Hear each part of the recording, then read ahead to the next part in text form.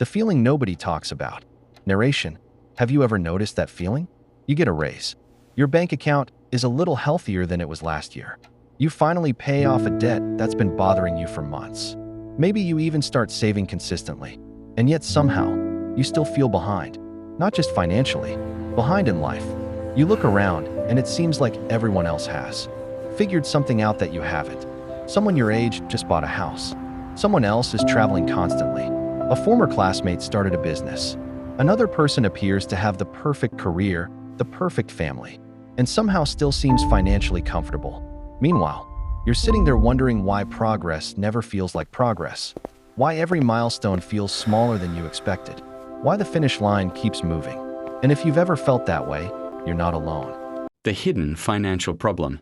In fact, I think one of the biggest financial struggles people face today has very little to do with money itself, because the feeling of being behind is often created long before numbers ever enter the conversation. Most people assume financial success is simple. Earn more, save more, invest more, repeat for long enough. And technically, there's truth in that. But if financial progress were only about math, far fewer people would feel the constant pressure that so many experience. The reality is that feeling behind is usually psychological before it's financial. And once you see why, a lot of things start making more sense. The comparison trap. Think about two people. Both earn the same salary. Both have the same amount saved. Both live in similar cities. On paper, their financial situations are almost identical. Yet one person feels secure. The other feels anxious every day. Why? Because financial reality and financial perception are not the same thing. Your perception is heavily influenced by what psychologists call reference points. In simple terms, your brain is constantly deciding whether you're winning or losing based on what you're comparing yourself to. And that's where things become complicated. Because most of us aren't comparing ourselves to our past. We are comparing ourselves to everyone else. The problem is that modern life gives us unlimited opportunities to compare. 100 years ago, your social circle was relatively small. You knew your neighbors, you knew a few families, you knew the people in your community. Today, before breakfast, you can see the lifestyles of thousands of people online. People buying homes, people driving luxury cars, people announcing promotions, people taking vacations, people sharing milestones. And your brain quietly absorbs all of it, even when you think you're ignoring it. What makes this even more difficult is that we rarely see the full picture. We see outcomes, not trade-offs. We see someone posting photos from a beach. We don't see the stress that came before it. We see a beautiful home. We don't see the mortgage payments. We see financial success. We don't see financial pressure. But our brains fill in the blanks anyway. And usually, they fill them in with assumptions. The result is a strange phenomenon.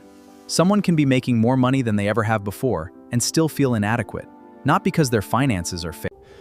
This creates what I think is one of the most exhausting financial experiences a person can have. The moving target problem. Imagine you're running toward a finish line. You work hard, another 100 feet away. That's how many people experience money. They tell themselves they'll feel secure once they reach a certain income. Then they reach it, and security doesn't arrive. So they create a new target. Maybe it's a bigger emergency fund, a larger home, a higher salary, a larger investment account. The goal keeps changing.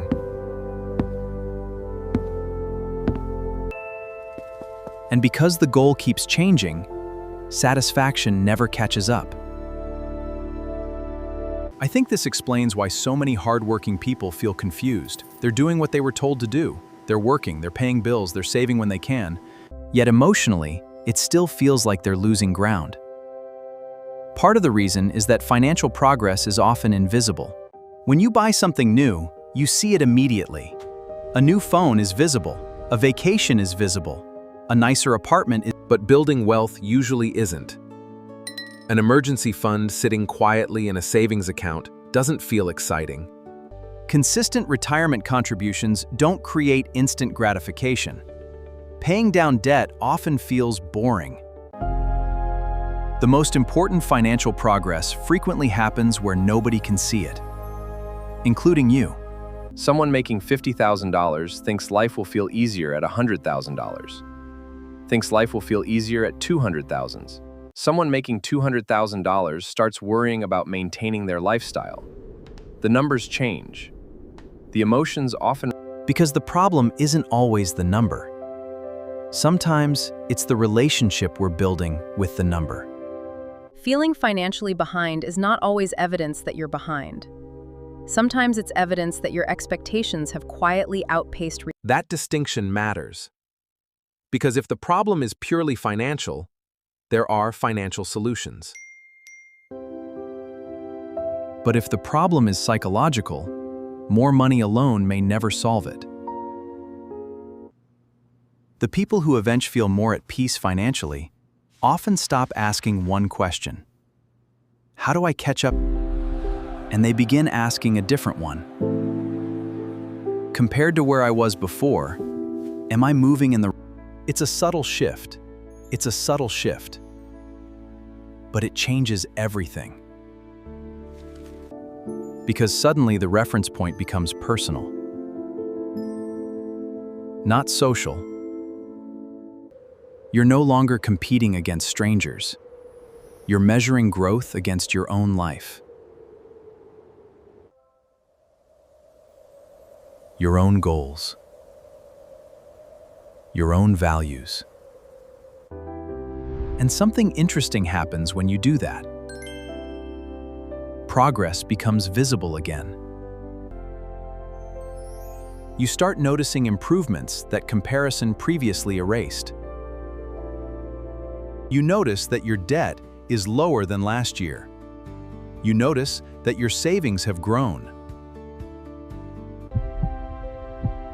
You notice that financial emergencies no longer create the same panic they once did. You notice that you've learned skills your younger self didn't have. None of those changes make headlines, but they matter. In many ways, they're the foundation of long-term because they're sustainable. If you're someone who constantly feels behind, it might be worth asking, who are you comparing yourself? And is that comparison helping you or hurting you? Financial journeys are rarely linear. They inherit different circumstances. They experience different setbacks. Comparing your Chapter 3 to someone else's Chapter 12 rarely leads to clarity. It usually leads to frustration. So maybe the goal isn't to eliminate ambition. Maybe the goal is simply to build ambition on a foundation of perspective. Because financial security is not built in a single moment. It's built gradually, quietly, often without applause. Because financial progress is rarely about becoming a little aware, and over time, those small differences become larger.